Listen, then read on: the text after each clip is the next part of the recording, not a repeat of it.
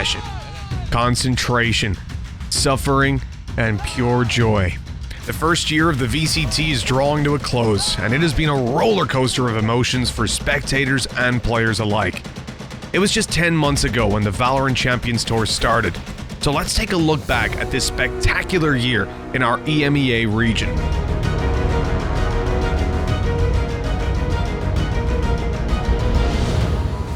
Do you remember this spectacular moment? You wait for the other players to come by. There's one up close now, and a second kill. The Smith's out of there. He's still alive. 2 kills. Looking for more. 3. Element, you absolute monster. What is this? Element earned the first MVP title of the first VCT EU Challengers Week back in February, while teams like G2 Esports or Heretics got off to a slow start. This showed us one thing. The VALORANT scene was unpredictable and was yet to truly find its footing. Oh my god, Logan. Oh my god! The CIS region looked similar, with First Strike winners Forza passing the baton to Gambit later on. Unknown teams like Crow Crowd even secured a master seed ahead of them on the back of a certain Finn called Durka. In Turkey, all eyes were on Futbolist and BBL Esports. They at least managed to live up to their roles as favorites and qualified for their regional masters as expected. In addition, BBL in particular always created new audience records across the VCT. People were crazy about this team. At the first Masters, the favorites slowly found their groove. In Turkey, Futbolist claimed victory. The CIS title went to Gambit Esports, and in Europe, it was Heretics. No, wait, Ascend, who managed to smash the competition. It might seem like a surprise these days, but this was a newly founded team that surprisingly managed to take the title away from the heavy favorites at the time, such as Heretics and FPX. That concludes the first chapter. Now it's time for Phase 2. We had the very first offline event for VALORANT.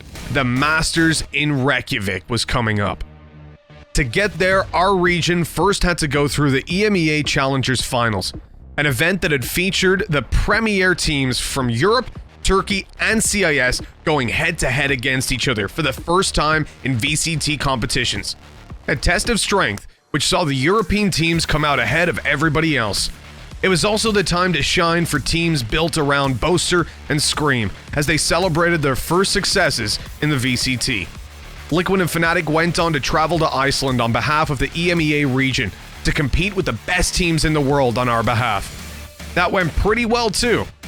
But first, let's check out Boaster's celebration montage.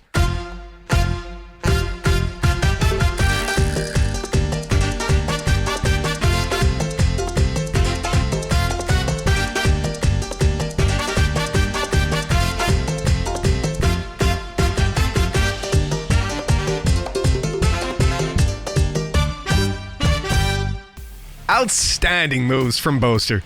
But now, back to the competitive side of things. Both EU teams ended up in the top 4, with Fnatic even making it to the finals. In the meantime, they had brought in Durka from the CIS region, who captured the audience's attention at Masters. Fnatic are going to put the chaos on. Oh my god! However, they had to admit defeat in the final against the seemingly superior North American team, Sentinels. It happens.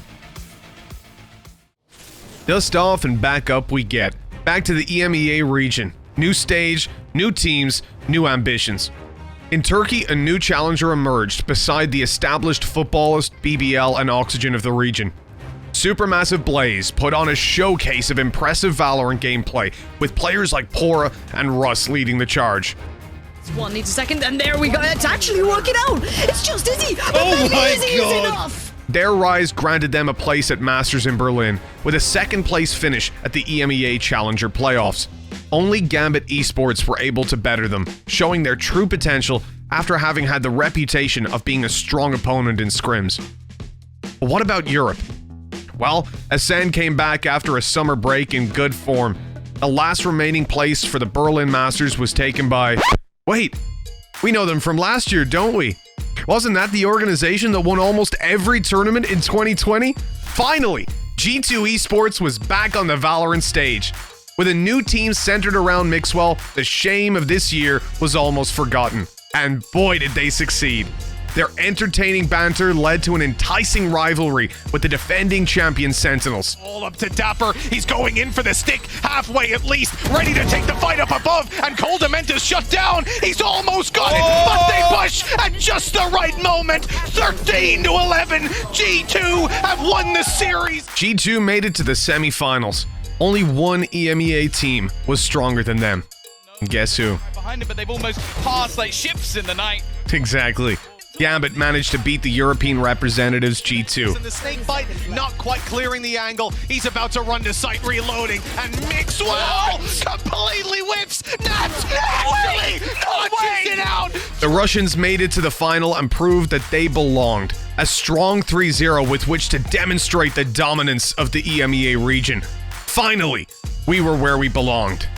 So, after taking the circuit points into consideration, Masters 1 winner Ascend, Masters 2 finalist Fnatic, and the winners of Berlin Gambit qualified for Champions. But wait, we still have one more chapter. With the LCQ, there was one more place to go, and oh man was this tournament stacked. Liquid, Guild, G2, Footballers, Supermassive Blaze. Even the Meta Team champion Anubis Gaming joined the battle for the coveted final ticket. It could have been called Masters 4. In the end, however, one team had a decisive advantage. Team Liquid already had a headshot machine with Scream. Then they went and simply added a second one. Yeah, but he does get caught off. Good trade out. Navera out of nowhere. With the addition of Scream's brother Navera, the brother buff was in full force, and they lit up the whole server from the get-go. How unfair. Now there's two of them. After all that, we as the EMEA region can now look forward to Champions. All 4 of our participants actually have a chance to win the title. So get ready, regions from all over the world. To put in the words of G2, this is our town.